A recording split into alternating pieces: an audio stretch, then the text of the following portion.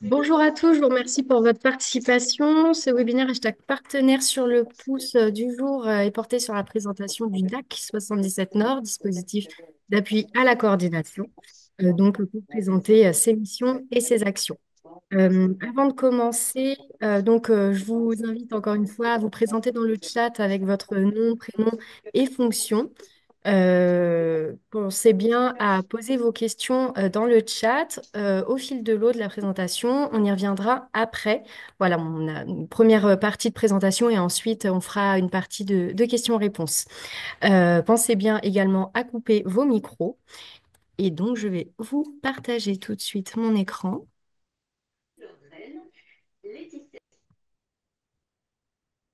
Ses secrets de fabrication et sa façon de la collecter pour la consommer. Et je donne la parole à mon directeur, Monsieur Baumel. Je mets le son. Bonjour à tous, j'espère que vous m'entendez bien.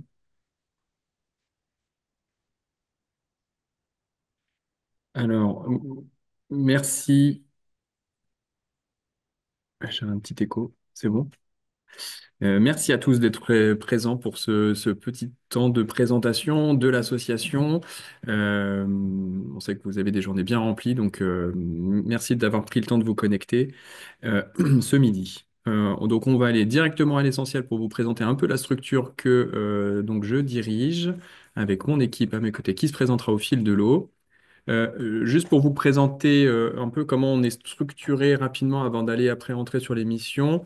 Donc pour vous dire que l'association, on va dire la boîte juridique s'appelle l'association Santé 77 Nord. C'est vraiment comme ça, c'est l'association loi 1901 telle qu'elle est écrite avec ses statuts. Et vous voyez qu'en dessous, vous avez les missions qui apparaissent et qui sont des missions pour lesquelles nous avons évidemment des financements publics pour les rendre. Et donc, on va vous présenter en fait au fil de l'eau, on va vous présenter le dispositif d'appui à la coordination. Donc, mais vous voyez qu'il y a parmi les missions, il y en a d'autres.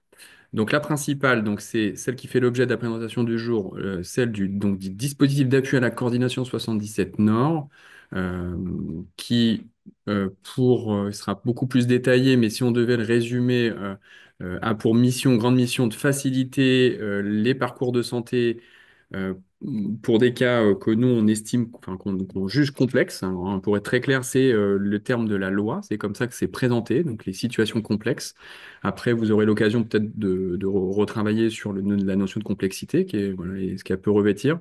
Mais en tout cas, voilà, c'est vraiment cette mission-là, c'est vraiment sur des personnes dans des parcours complexes, avec une approche un tout petit peu plus universelle que ce qu'elle pouvait être par le passé, puisque les DAC n'ont techniquement pas de porte d'entrée par type de patient, par type de pathologie, ou par âge, ou par catégorie. Ce qui pouvait être le cas pour ceux qui connaissaient peut-être les antériorités, en tout cas historiquement, c'était des réseaux de santé qui avaient des réseaux de santé de soins PAL, de gériatrie. Et en fait, les dispositifs d'appui à la coordination bah, ont vocation, ou en tout cas ont eu vocation lorsque la loi a été créée, à réunir tous ces types de spécificités pour en faire finalement une porte d'entrée un tout petit peu unique, ouverte à tout le monde, vous verrez, mais surtout prédisposée à l'appui aux professionnels de santé. Je clôture ça, vous aurez une présentation. Je vais juste redire la deuxième grande mission, parce que pour comprendre, on a quatre missions, mais il faut retenir celles qui sont surtout colorées. Et merci pour la présentation, je pense qu'elle est bien. C'est les deux majeures, évidemment.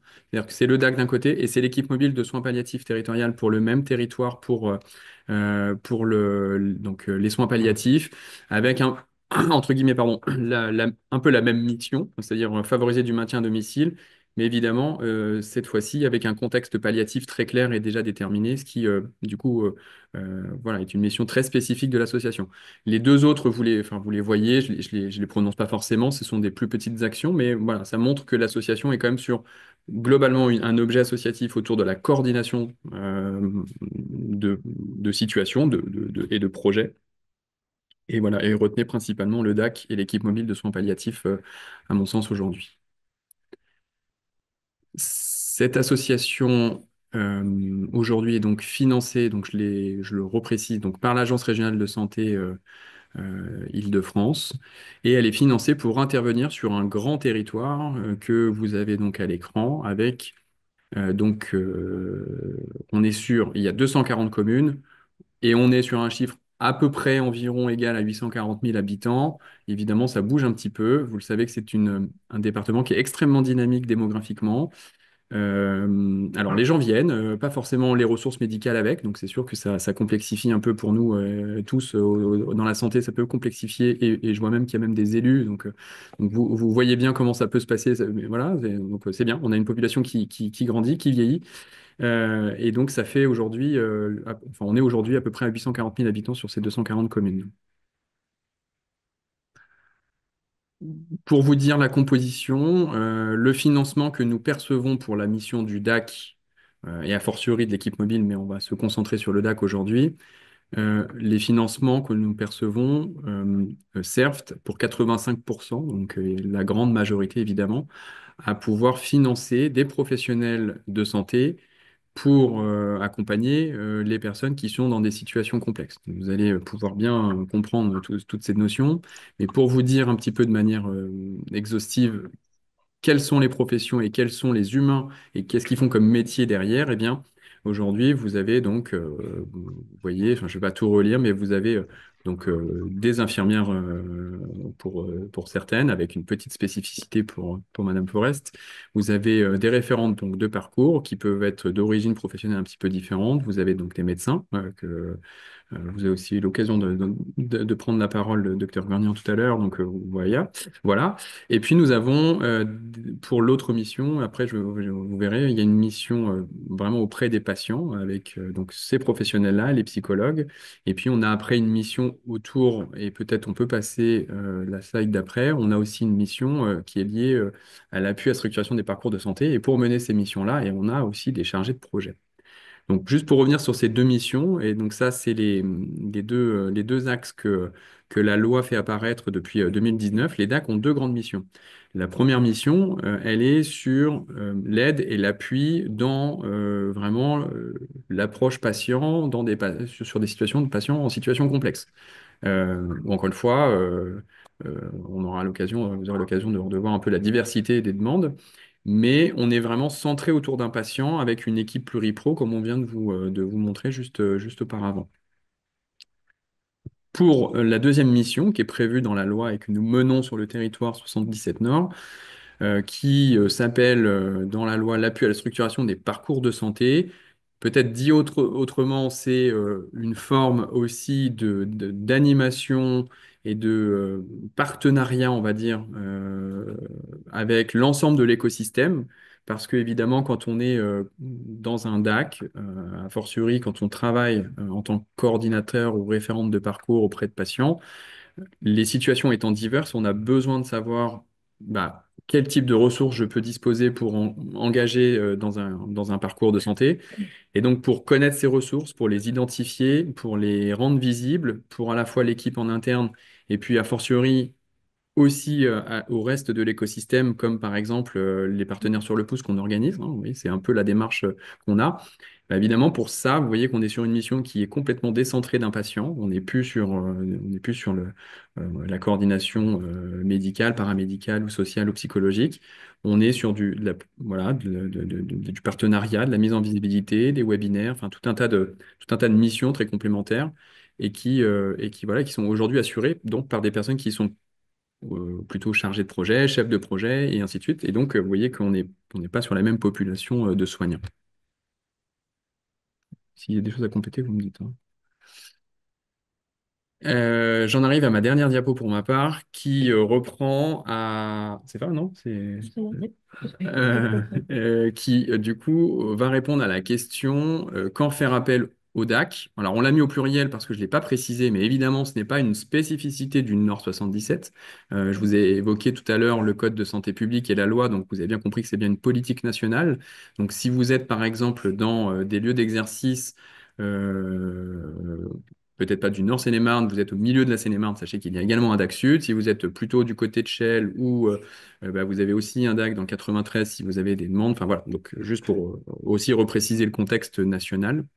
Donc quand est-ce qu'on peut faire appel au DAC? Alors là, on reprend des notions que j'ai peut-être un petit peu effleurées tout à l'heure, mais euh, quand on est professionnel de santé, on peut se retrouver. Et santé, quand je dis santé, je le dis avec un grand S. Et vous, et évidemment, si vous êtes issu du monde social, professionnel, voilà, je vous incluez évidemment ce champ-là. Donc, quand on se retrouve face à quelqu'un ou un patient ou un usager, en fonction de là où vous travaillez, que vous voyez qu'il y a en première, comment dire, en première raison, une pathologie qui est quand même globalement, ou une multitude de pathologies qui vont déjà médicalement pénaliser la personne et avoir un retentissement sur son autonomie, sur les aidants, sur le domicile, enfin voilà, et que par exemple, si je prends l'exemple du médecin généraliste qui va suivre cette personne, va se retrouver peut-être un petit peu limité dans sa capacité à agir dans son cabinet, et en plus ne pouvant faire de visite à domicile. Vous voyez, on peut se retrouver rapidement sur des patients qui vont être comme ça très polypathologiques et pour lesquels, si on doit nommer la complexité, alors il y a beaucoup de littérature sur la notion de complexité, mais si vous rajoutez évidemment au-delà des pathologies somatiques ou psychiatriques, hein, c'est un autre sujet, vous pouvez rajouter des problèmes sociaux, des problèmes psychosociaux, évidemment l'environnement, la maison, les aidants, les enfants en bas âge, parce que ça, évidemment on a aussi des patients jeunes qui peuvent avoir besoin à un moment de leur vie d'appui à la coordination dans leur parcours, avec une maladie qui touche évidemment aussi des jeunes. On parle d'oncologie, on parle de maladies neurologiques, ça peut arriver évidemment comme cas d'usage. Et donc, finalement, c'est quand est-ce que moi je suis professionnel, quand est-ce que je me retrouve en difficulté face à un cas comme cela et on a besoin d'un tout petit peu d'aide et de pluripro. Bah, ça, c'est votre première motivation à dire bah, peut-être ça peut valoir le coup d'appeler le DAC. En tout cas, moi, c'est comme ça que on aime à le définir. Je pense qu'après, il n'y a pas de, voilà, il y a pas de. Je pense qu'il vaut mieux appeler le DAC, quitte à se dire, dans le doute, je sais pas, mais appelez-nous plutôt que de se mettre des barrières en disant c'est pas assez complexe, c'est trop complexe. Plutôt favoriser l'appel ou la sollicitation. Et peut-être Julie en redira deux mots tout à l'heure sur justement le pôle d'accueil. Et je l'ai dit tout à l'heure, il y a maintenant une porte d'entrée beaucoup plus universelle puisqu'il y a dans la loi la notion qu'il n'y a plus d'âge ou de pathologie. C'est important parce que, en fait, encore une fois, il ne faut pas se sentir obligé d'analyser tellement trop personnellement sa situation, de savoir comment on l'approche, comment est-ce que j'appelle, voilà, je pense qu'à partir du moment où vous avez une situation qui va refléter un peu ce qui vous est écrit en vert, eh bien, il ne faut pas hésiter, je pense, à appeler et puis charge à nous, ensemble, avec vous au téléphone, de trouver des pistes, parce que trouver des solutions, parfois, c'est un tout petit peu trop ambitieux, mais au moins des pistes de réflexion et des pistes éventuellement d'association ou de, voilà, on est mieux quand on partage quelque chose qui est compliqué à vivre seul, et on est mieux de partager avec un autre professionnel sur, euh, sur son territoire. Donc je coupe, Non, non, non, non, je non, non. laisse, je passe la parole à Julie Forest. Bonjour à tous, donc Julie Forêt, je suis infirmière de régulation du DAC et du coup je vais vous présenter les différentes voilà, missions du DAC et modalités effectivement d'interpellation du DAC. Pour pouvoir saisir le DAC, il y a différentes modalités qui sont possibles. Donc, on reverra juste après. Mais du coup, pour vous expliquer un petit peu comment ça fonctionne, l'étude de chaque cas qui nous est signalé.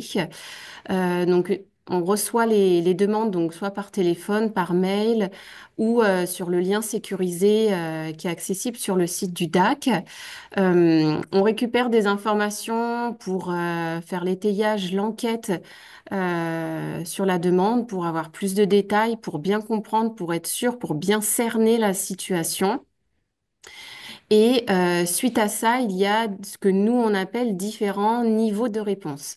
Dans ces différents niveaux de réponse, nous avons le niveau 1 qui est une information, c'est-à-dire qu'on peut nous appeler pour, voilà, pour avoir un contact, pour une information sur une prise en charge, enfin voilà, tout type d'information, on sera en mesure de pouvoir répondre. Concernant l'orientation, ça fait aussi partie, nous, de notre niveau 1.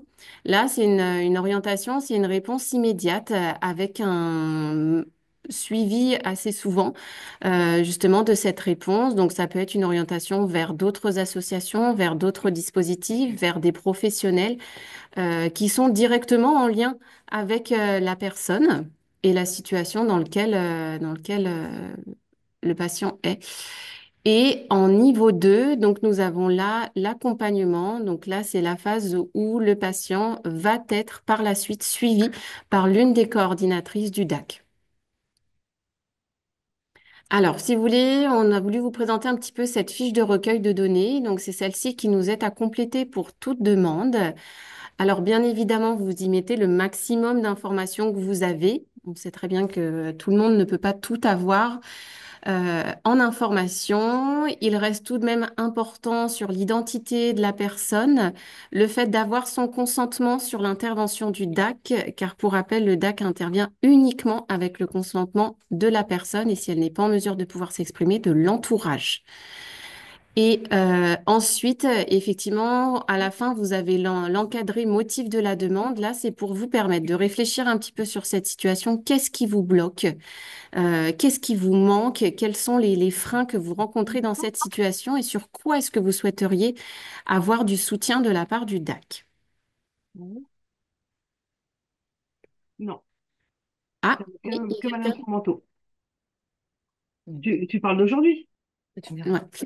Alors, sur notre site internet, vous pouvez avoir donc nos contacts téléphoniques, notre boîte mail ou dans tous les cas, faire une demande directe sur notre site où vous téléchargez la fiche de demande d'appui, vous la complétez, puis vous la transférez sur le serveur sécurisé. Alors non, vous n'avez pas d'accusé réception comme beaucoup ont pu le vivre à chaque demande, mais nous le recevons instantanément. Alors, pour vous donner quelques chiffres, en 2024, nous avons eu pour le DAC au total 866 demandes. Donc, sur le niveau 1, information, orientation, donc nous avons à peu près 402 demandes et niveau 2, donc sur les demandes qui sont passées en accompagnement avec une infirmière coordinatrice, on est sur 464 demandes. Sur les profils des orienteurs sur cette année 2024, donc vous avez majoritairement des professionnels de santé, d'établissements de santé, pardon, à hauteur de 34%. Vous avez ensuite l'entourage ou le patient lui-même qui nous contacte, donc on est à 21%. Ensuite, les professionnels médico-sociaux et services donc médico-sociaux. Nous avons aussi après les médecins de ville, bien évidemment, les médecins généralistes, les professionnels du secteur social, médico-social, les professionnels d'établissement, les professionnels sociaux, pardon, d'établissement, d'autres professionnels de ville et après toute autre personne qui peut, voilà, qui a pu nous contacter. Donc, majoritairement les établissements de santé. Alors, sur la mission numéro 1, donc information, orientation, pour entrer un petit peu plus dans le détail, donc il y a une mise en lien avec le bon acteur du territoire. Donc avec un appel pour des informations, il y a l'envoi de documents, c'est faisable, de formulaires ou de listings si jamais vous avez besoin. On en a certains pour un certain nombre de cas sur lesquels vous pouvez nous demander effectivement de l'aide pour savoir comment faire pour y avoir accès. Échanger tout simplement autour d'une situation. Des fois, un simple coup de téléphone, effectivement, vous nous faites l'état d'une situation dans laquelle vous êtes en difficulté. Et des fois, simplement d'en discuter au téléphone, d'en parler, en fait, les solutions se trouvent d'elles-mêmes. Donc, c'est un besoin d'échange, tout simplement. On est là, effectivement, là-dessus aussi pour ça. Et après, c'est sur l'appui, de l'orientation et de l'aide et de la recherche sur des ressources à solliciter en subsidiarité ou de mise en relation sur effectivement une situation. Alors, et on va passer sur la mission 2, donc l'accompagnement plus concret des situations individuelles. Euh, Ouais, alors sur le principe de la mission, donc du coup de niveau 2, donc c'est de se rendre sur le lieu de vie, de bien évidemment travailler en subsidiarité avec les professionnels de territoire, d'avoir systématiquement le consentement de la personne pour pouvoir respecter son projet et tout ça en concertation avec le médecin traitant et les professionnels présents dans la situation. Et je laisse la parole à mes collègues. Merci à vous. Bonjour à tous. Alors moi, je suis Charlène Corbin, je suis référente parcours infirmière sur donc le DAC. Donc au niveau de la coordination, nous avons toutes les semaines deux staffs pendant lesquels sont présentées donc les nouvelles situations pour qu'une référente soit nommée. Euh, Ensuite, donc, nous prenons attache avec l'orienteur, le patient et ou famille. On organise donc une visite, seul, en binôme ou avec le partenaire. Parfois, ça peut être aussi demandé. Euh, à la suite de cette visite, il sera élaboré un PPCS, donc un compte rendu avec un plan personnalisé qui va être mis en place pour le patient. Il y aura un lien avec le médecin traitant quand il y a un médecin traitant qui suit le patient et effectivement le cercle de soins qui est déjà en place ou qui pourra être mis en place à la suite. Euh, on mettra, on... Excusez-moi, j'ai eu un... on sera en appui donc pour l'aide à la mise en place éventuellement d'aide. On coordonnera pardon, les différents acteurs qui sont aussi auprès du patient. Et il y aura donc un suivi, l'accompagnement et on réévaluera voilà, les différentes propositions et actes qui auront été mis en place. Alors, les profils des différents patients accompagnés. Voilà, donc on a effectivement le plus important et au niveau de la gérontologie, euh, au niveau aussi oncologie et puis soins palliatifs, effectivement, c'est nos actes principaux d'intervention. Donc, un petit exemple donc de situation que j'ai pris en charge pour ma part. Donc là, c'est comment ça nous est présenté. Donc, c'est une patiente de 64 ans qui est atteinte d'une sclérose en plaques, qui est mariée et qui vit avec son époux, qui est donc son principal aidant. On a été sollicité par une référente de parcours SAFA qui nous notifie qu'il n'y a pas d'aide à domicile. Donc, elle travaillera avec nous en ce sens, que son aidant est épuisé face à l'altération aussi un petit peu générale de son épouse, qu'elle a des difficultés pour se déplacer que le logement, a priori, est inadapté à sa perte d'autonomie. Et elle se questionnait au niveau de son suivi médical. A priori, elle était en rupture. Elle ne savait pas si elle voyait toujours son médecin traitant, si elle était suivie par son neuro. Donc voilà, ça c'est la situation présentée en tant que telle. Donc à la suite de cette présentation,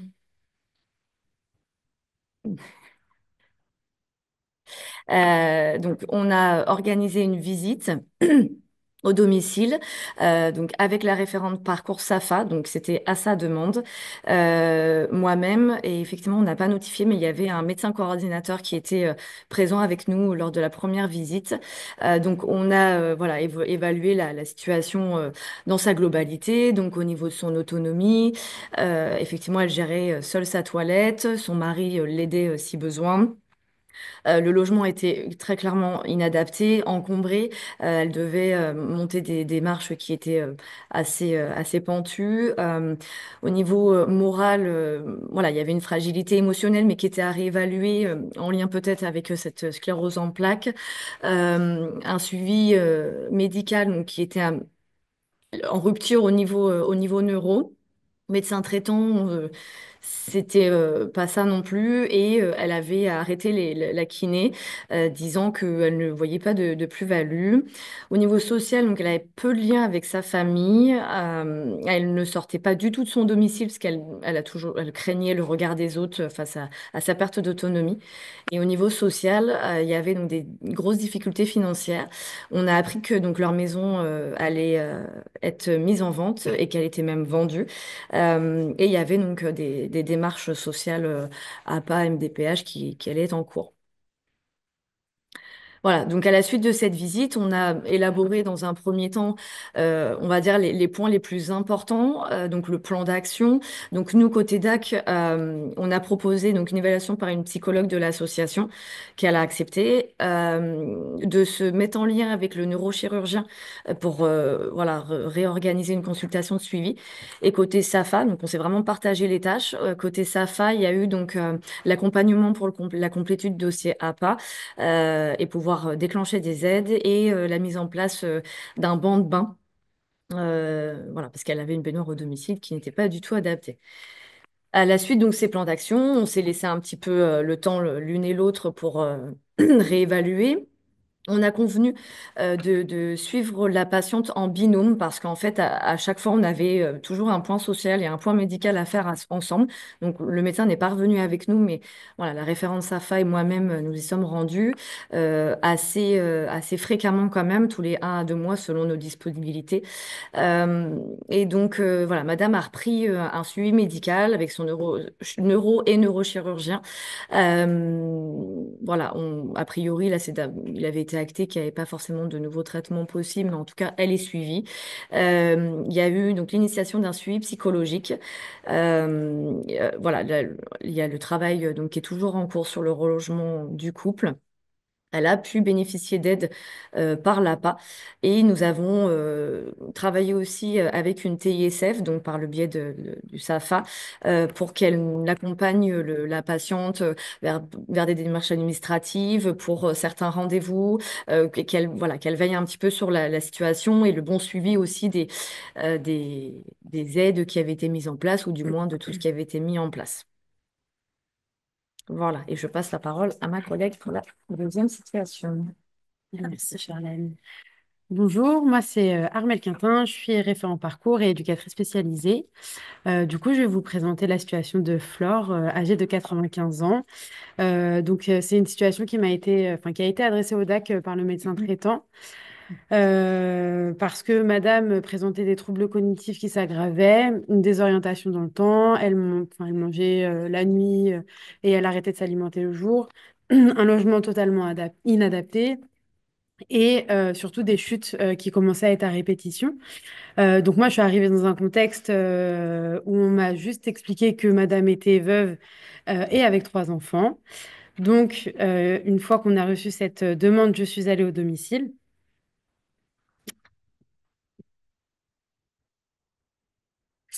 Et donc, au domicile, j'ai fait ma première évaluation où donc je me suis aperçue effectivement que madame avait des troubles cognitifs assez importants, qu'effectivement le logement était complètement inadapté, avec des marches, des escaliers partout, enfin voilà, n'était approprié, qu'elle avait des difficultés dans tous les actes de la vie quotidienne, donc pour se nourrir, pour l'habillage, pour la toilette, enfin, vraiment absolument tous les actes de la vie quotidienne, madame se retrouvait en difficulté, qu'elle vivait seule à son domicile, avec une fille qui commençait à revenir un peu dans la situation mais surtout une voisine très aidante qui lui faisait ses courses, etc.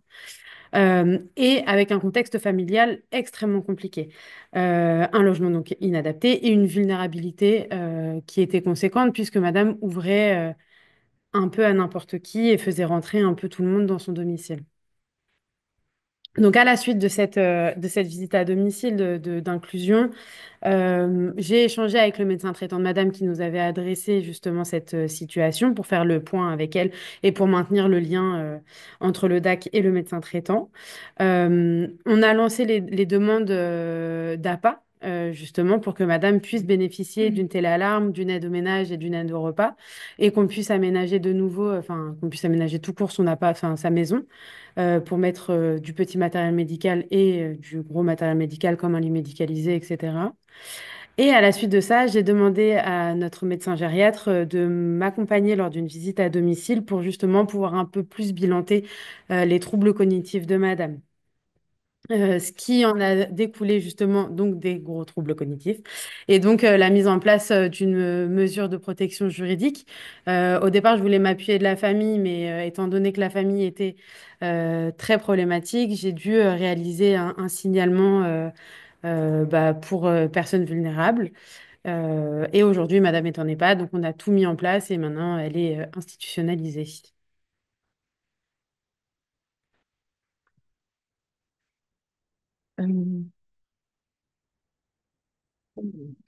Bonjour, moi je suis le docteur Gagnon, médecin coordonnateur. Je suis intervenue avec la référente parcours dans cette situation, comme on l'a évoqué. Pourquoi? Vous voyez comment cela fonctionne, c'est très important de le souligner. C'est toujours la référente parcours qui va à faire une première évaluation de la situation et qui, selon le besoin ressenti, selon son analyse, demande ou pas l'appui d'un médecin coordonnateur pour un second temps. Donc là, dans ce cas, l'idée, la demande d'Armel, de la référente parcours, était de valider la maladie cognitive, donc chose qui a été faite, de valider la gravité de la maladie cognitive parce qu'elle était vraiment très évoluée, cette maladie, et puis ensemble de faire une évaluation des risques que cette patiente âgée courait à domicile, dans ce contexte donc de pathologie sévère. Donc il y a toujours une entrée médicale hein, dans nos interventions. Donc les risques étaient multiples à domicile, notamment des mises en danger parce qu'elle avait des troubles majeurs du discernement et elle pouvait vraiment se mettre en situation très à risque. Et puis au final, il y a eu aussi des situations de crise avec énormément d'agitation, avec des mises en danger qui ont nécessité certains passages à l'hôpital, même bref, mais au moins des passages aux urgences. Donc à chaque fois avec un retour à domicile, à chaque fois donc on réévoquait la situation. Si on a mené des ajustements thérapeutiques, mais toujours en appui avec le médecin traitant. Donc moi, je peux appeler mon collègue et discuter avec elle des ajustements thérapeutiques, mais c'est toujours le médecin traitant qui va rester acteur des prescriptions. Et puis ensuite, bon, il a été vraiment convenu que cette personne ne pouvait plus rester dans son domicile parce que la prise de risque était trop considérable. Et le travail a été fait, tout un travail social sur le projet pour l'amener vers une institutionnalisation où maintenant elle mène une vie paisible. Voilà, elle a donc rejoint une EHPAD.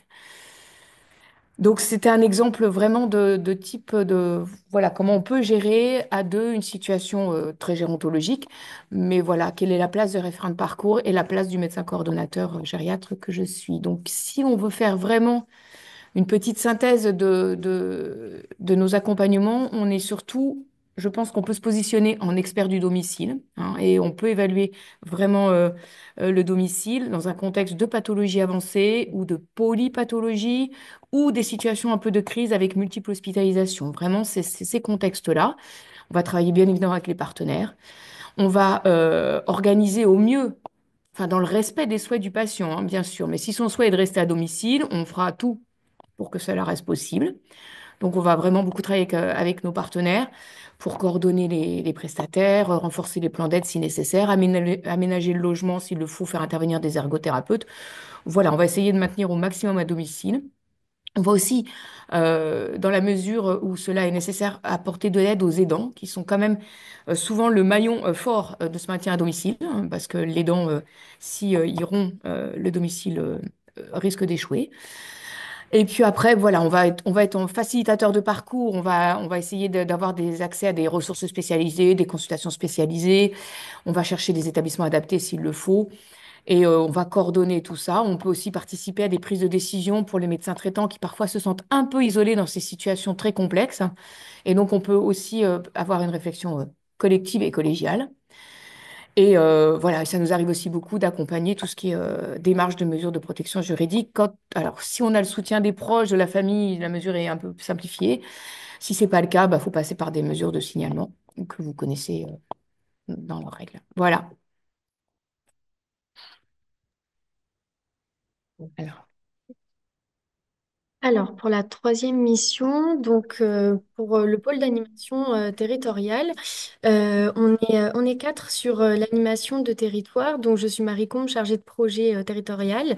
Ma collègue que vous voyez actuellement à l'écran également, je sais pas, je te laisse. Non, vas-y, ok, je te présente. Donc, Solène Thiebaud, chef de projet territorial. On a aussi une chargée de projet en e-santé, donc santé numérique et aussi une chargée de communication. Donc, le pôle d'animation de territoire, l'objectif, c'est de pouvoir favoriser les échanges et l'interconnaissance entre les professionnels, les acteurs du territoire, dans l'organisation de temps d'échange et de sensibilisation, comme ce jour, donc avec les webinaires #partenaires sur le pouce, mais aussi pour l'organisation, par exemple, de soirées thématiques, soirées info. On en a réalisé une en avril dernier sur le syndrome de Diogène et une autre sera organisée aussi pour cette fin d'année. Euh, on recense également donc les ressources territoriales. On anime des groupes de travail sur diverses thématiques. On soutient les projets et initiatives du territoire en participant aux réunions et instances territoriales donc relatives à diverses thématiques, en participant par exemple à des conseils locaux de santé, conseils locaux de santé mentale. On porte un observatoire de rupture des parcours pour permettre la mise en place de solutions collectives, donc avec tous les acteurs concernés par les situations en question. Et enfin, on agit dans le développement de l'utilisation d'outils de e-santé, donc entre professionnels, en accompagnant les professionnels à l'usage numérique dans la coordination des parcours. Et nous pouvons donc laisser place aux questions. Ah oui, et Solène, je te laisse faire Oui, une synthèse alors avant les questions. bonjour. Donc, comme le disait Marie, je suis Solène Thiebaud, chargée de chef de projet territorial sur le DAC. Juste pour compléter sur l'animation de territoire, Marie, vous le disiez, donc à venir des partenaires sur le pouce, vous en avez tous les mois. Donc le mois prochain, on vous présentera la plateforme de répit de Tournant. On va continuer un petit peu sur cette thématique de l'aide aux aidants sur deux sessions par la suite. Et ensuite, on va passer sur des ressources qu'on pourra mobiliser dans le cadre des parcours en santé mentale sur le reste de l'année.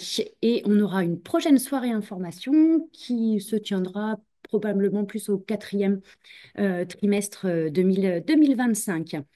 J'en profite aussi pour vous dire que pour avoir connaissance de tous ces événements que l'on organise, n'hésitez pas à aller sur notre site internet pour vous inscrire à la newsletter. Comme ça, vous recevrez toutes les invitations.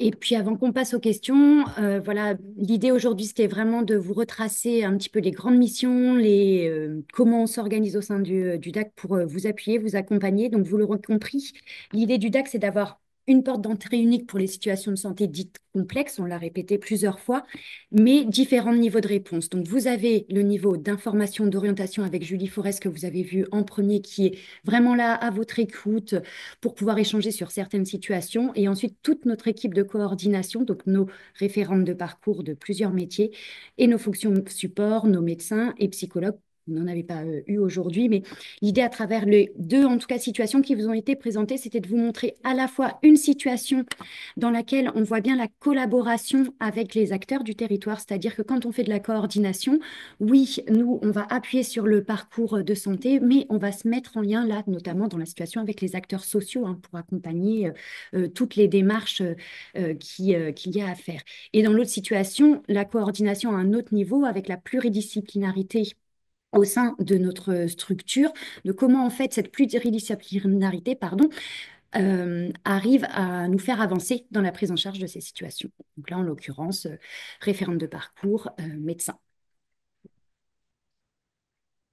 Alors, nous avons une première question. Par qui est réalisée l'évaluation de besoins en aide technique et des possibilités d'aménagement du logement? Qui veut répondre? Par qui est réalisée l'évaluation de besoins en aide technique et des possibilités d'aménagement du logement? Ça dépend de la situation. Alors, ça va beaucoup dépendre de la situation. Si la demande, sur la situation, la demande directe est effectivement d'aide à la réadaptation du logement, on orientera plutôt directement vers l'équipe mobile de réadaptation de UGCAM à Coubert, qui sont une équipe d'ergothérapeutes et qui se déplacent à domicile pour aller justement évaluer et faire des propositions de réaménagement du logement.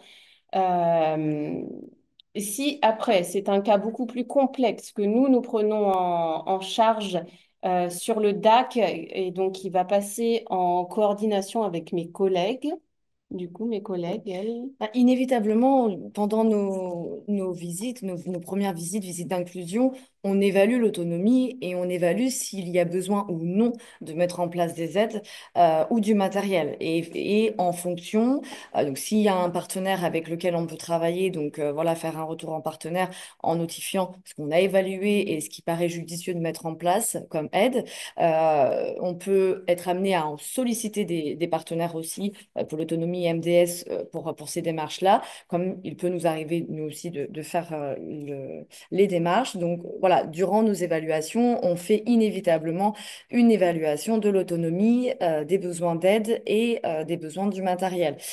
Pour le matériel, on peut faire effectivement appel donc à EGCAM ou il peut nous arriver de faire appel à Merci Julie, où nous avons aussi des ergothérapeutes qui sont conventionnés par l'association. Et Voilà, sinon, tout dépend des situations. ouais, c'est ça. Ou alors sinon, il y a tout le pôle du champ du handicap où on peut faire appel aussi à la MDPH qui peut soit faire appel à Merci Julie, mais déjà de leur côté, soit ils ont des ergothérapeutes qui peuvent aller au domicile pour évaluer les besoins de la personne. Merci. Alors, Madame Calonne nous demande, voudrait savoir s'il y a un service spécialisé dans l'accompagnement psychiatrique. Euh, Alors, alors, en interne, non. Nous n'avons pas de psychiatre ni de personnel formé à la psychiatrie. Sur toutes les problématiques psychiatriques, nous renverrons systématiquement soit vers les CMP, soit en fonction de l'âge, vers l'équipe mobile psychiatrie du sujet âgé et en fonction de la localisation qui est basée sur Meaux. Nous renverrons vers eux puisqu'ils ont de nouveau un psychiatre en mesure de pouvoir se déplacer. Mais nous ne prenons pas en charge tous les troubles psychiatriques. Au grand désarroi de pas Attends. mal de peut-être d'acteurs, enfin, je sais pas. Oui, je sais pas si on m'entend, mais enfin, c'est sûr que le problème de la santé mentale, je pense qu'on est tous confrontés. Enfin, je veux dire, je sais pas combien vous êtes connectés aujourd'hui, et je pense qu'on est, voilà, on est tous confrontés à des difficultés d'accès à la psychiatrie. Euh, enfin, ce que dit Julie et Forest est vrai dans le sens où, évidemment, on va essayer de mobiliser les ressources spécialisées sur le département qui sont principalement hospitalières et portées par le GEF, évidemment, sur tout le nord, vous savez que la psychiatrie est sectorisée entre les trois établissements du GEF. Mais évidemment, on est là-dessus assez pénalisé. Il y a un manque de ressources évident, médicales, psychiatriques pures. Donc, ça ne veut, enfin, ce qu'on veut aussi vous dire, c'est que ça veut pas dire que si la personne, voilà, a des troubles, psychiatriques, voilà, on rencontre évidemment des personnes qui ont des troubles psychiatriques et on va essayer d'orienter au mieux. Mais je pense que c'est un peu comme tout le monde, c'est-à-dire qu'on essaye de faire au mieux pour les personnes et avec les ressources dont le territoire dispose. Évidemment, il n'y aura pas de baguette magique sur l'accompagnement en psychiatrie, mais peut-être quand même se redire les choses dans le sens où je pense que c'est bien connu à la fois du directeur général du GEF, à la fois des autorités tutélaires comme l'ARS, que effectivement, on est sur des grands points de rupture de parcours quand on est lié à un parcours en psychiatrie. Et voilà, enfin, je pense qu'on n'est pas seul, c'est galère, on ne va pas se cacher, on va être transparent, mais on est aussi nous-mêmes en difficulté quand on est appelé sur un problème de psychiatrie pure. On ne pourra pas, voilà, on va pas. On peut vous aider, ça, on peut partager des choses, on peut encore une fois discuter, on peut voir ce qu'on peut enclencher comme ressources spécialisées, mais on ne fera pas de miracle, malheureusement. Alors, on a une autre question. Souhaiterais savoir, pour les situations de handicap cognitif comme l'autisme, peut-il y avoir une coordination DAC afin de trouver des solutions d'accompagnement pour adultes et ou enfants? Alors, pour la spécificité de l'autisme, il existe Andorra, qui est une asso vers laquelle on renvoie énormément. Ils sont spécialisés dans l'autisme et tout type d'autisme, et ils ont en plus plusieurs, voilà, enfin, ils ont plusieurs onglets d'intervention, plusieurs services d'intervention auprès des personnes autistes ou leurs aidants. Du coup, on renvoie beaucoup. Après, si effectivement il y a une complexité autre autour de cet autisme, oui, c'est quelque chose sur lequel effectivement on peut venir en appui. Oui, c'est ça. En fait, C'est Donc, on sûr que... est... Il faut rallumer. Ah non, Non, c'est j'ai bon, ça pas, allume. j'ai pas. C'est sûr que ça peut être des parcours, enfin, souvent sur le handicap J'ai- psychique, parce que c'est vrai on peut se poser la question, parce que je pense que la question sous-jacente, c'est il y a beaucoup de dispositifs de coordination, et notamment sur l'autisme, il y a une association qui va être en priorité sur la grande majorité des situations en autisme, va être la première idée qu'on va avoir pour l'orientation. Mais c'est vrai que ça peut arriver qu'on travaille avec ces personnes-là, et ça peut arriver que à l'autisme s'ajoute une pathologie somatique qui va nécessiter aussi une coordination d'un parcours de soins, on va dire, plus somatique que seulement le versant autistique. Et donc voilà, donc ça, on peut arriver, vous voyez, enfin, en fait, on va être dans une forme de complexité. Là, en fait, ça rejoint la définition de la complexité, puisque ça sera, voilà, vous rajoutez en plus de ça une équipe spécialisée somatique parisienne dans une coordination globale. Ça fait beaucoup de personnes à mobiliser. Ça peut, enfin, voilà, quand vous prenez à la fois l'entourage du cercle de soins médico-social, l'entourage du médecin traitant, l'entourage de l'équipe spécialisée somatique d'une pathologie que l'enfant pourrait souffrir, et en plus vous rajoutez l'entourage pour l'autisme, ça peut faire beaucoup de monde à coordonner. Et c'est peut-être dans ce type d'exemple un tout petit peu très complexe, enfin, pour le coup, où on peut apporter une valeur ajoutée dans la coordination un peu plus globale. Mais c'est vrai que l'autisme, voilà, c'est pas les parcours prioritaires, mais qui ne sont pas forcément bloquants. Enfin, en tout cas, si vous interpellez le DAC, de toute façon, encore une fois, on, on invitera les personnes, on orientera vers Andorra, qui est quand même l'acteur référent avec ces différents services sur le territoire. Et le cas échéant, si vraiment il y a quelque chose à retravailler ensemble, bah, oui, il n'y a pas vraiment de frontières en fait. Encore une fois, parlons-en. Voilà, parlons-en. Est-ce que quelqu'un a une autre question à nous faire part? Et vous pouvez même prendre la parole, hein. Je crois que c'est possible, hein. Oui, c'est ça. Et vous pouvez prendre la parole, tout à fait.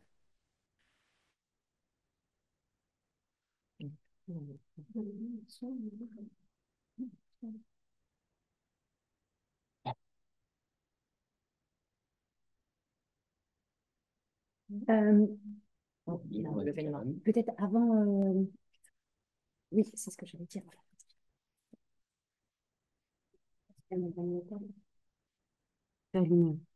Oui, alors une question, je vais laisser après l'équipe répondre, mais une question qu'on nous pose souvent est est-ce que le DAC peut rechercher des médecins traitants?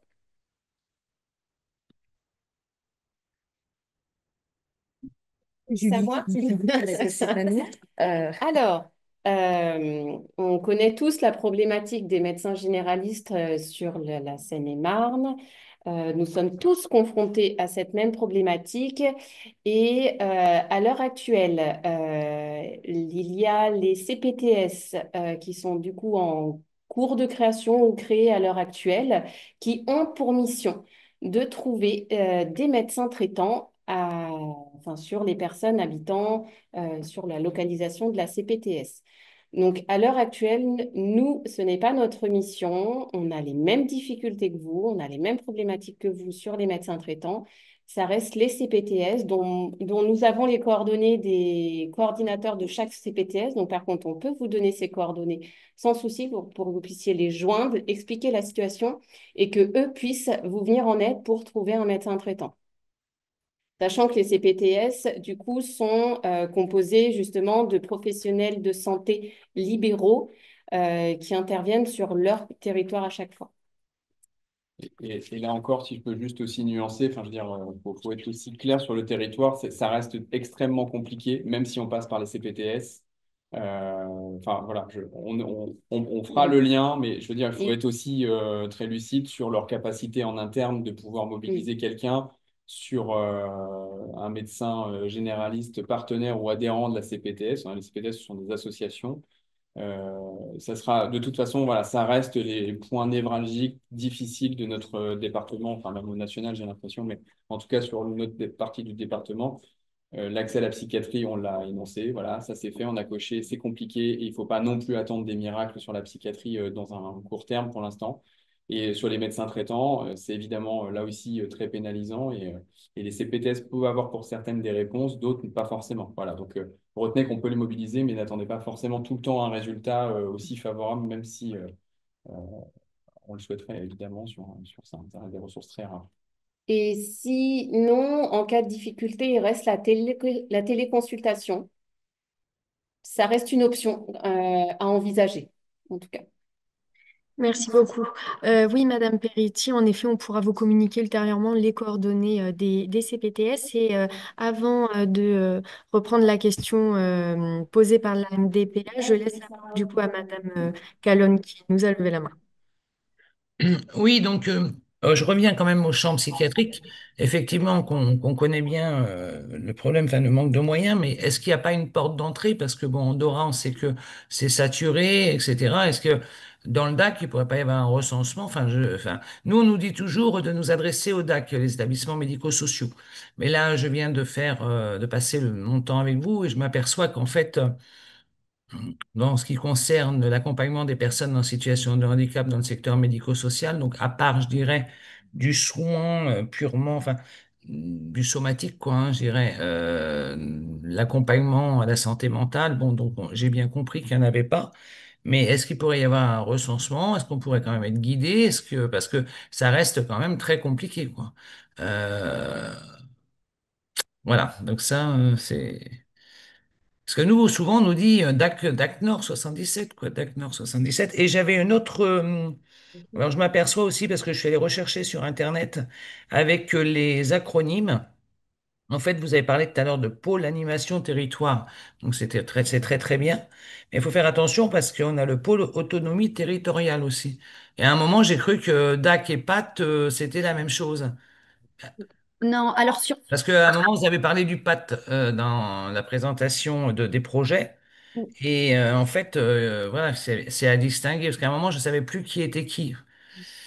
Et donc, Non, non, oui, justement, juste comment vous pôle vous d'animation de intercalez? territoire, c'est juste un service interne, hein, c'est pas un nouvel acronyme. Donc, vous inquiétez pas, Oui, encore une mais fois. je veux dire, nous, enfin, voilà, avec tous les acronymes qu'on entend, moi, j'ai tout de suite associé ça au pôle autonomie territoriale, les PAT. Non, c'est le volet collectif de gestion de projet collectif qui existe au sein du dispositif d'appui à la coordination. D'accord. Et Alors, donc, au début, j'avais une autre question, justement, par rapport à l'accompagnement des personnes. Comment vous intercalez entre le PAT et le DAC? eh ben, Nous, écoutez, ça comme fait sur plein la... de dispositifs, si vous voulez, on en a plein. On travaille, on collabore ensemble. Vous, un petit peu comme sur la situation qui vous a été présentée, la situation de Nicole, où il y avait une collaboration avec les équipes SAFA de la Maison des Solidarités. Avec le PAT, on travaille de la même façon et on va dire, on saisit les uns les autres en fonction des besoins. On se complète. Voilà, ma collègue référente de parcours dit on se complète. Donc ça, il y a pas de souci. Et alors, je suis désolée, mais parce que du coup, sur le début de votre question, on n'a pas entendu quel était le besoin par rapport à l'accompagnement dans les établissements médico-sociaux, c'était ça? Oui, c'est ça. Donc, quand on repère une situation qui évolue et qui a besoin d'un accompagnement psychiatrique, enfin, au moins psychologique après psychiatrique, psychologie, bon, on a dans les établissements, mais quand une situation se dégrade vraiment, où est-ce qu'on cogne la porte? Où est-ce qu'on tape? Nous, on nous a toujours dit DAC Nord 77, DAC Nord 77. Est-ce que... Oui, dans quelle structure vous travaillez? Je suis président de l'association La Maison du Possible. Et effectivement, que quand on interpelle, bon, bah, évidemment, vous l'avez bien dit, hein, c'est bien pauvre, il n'y a pas de moyens, mais après, en Dora 77, bah, ils font ce qu'ils peuvent. Il y avait le PCPE, mais tout est saturé aussi, donc.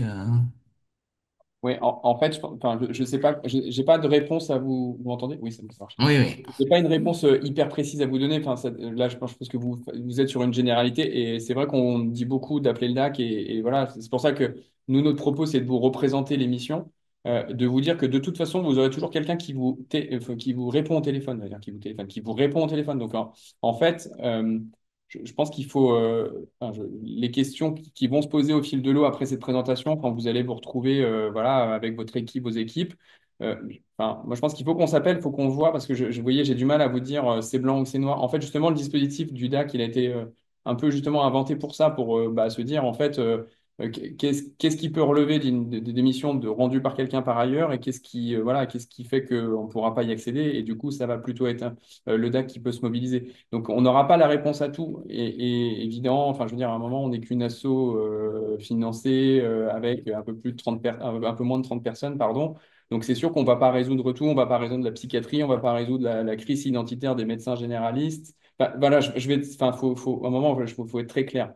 Mais en revanche, ce qu'on vous fait comme promesse, c'est que vous pouvez appeler le DAC pour un peu exprimer vos difficultés, que ça sera toujours fait, enfin voilà, de manière, en tout cas, bienveillante et professionnelle, et voilà, pour partager les choses et voir ensemble ce qu'on peut apporter. Si votre situation, c'est, j'ai même pas d'idée en fait, mais si c'est un truc qui est ultra spécifique, qui, je sais pas, il faut renouveler un traitement schizophrénique, enfin, pour un patient schizophrénique, je dis n'importe quoi, c'est peut-être pas ça votre besoin, mais comprenez l'idée.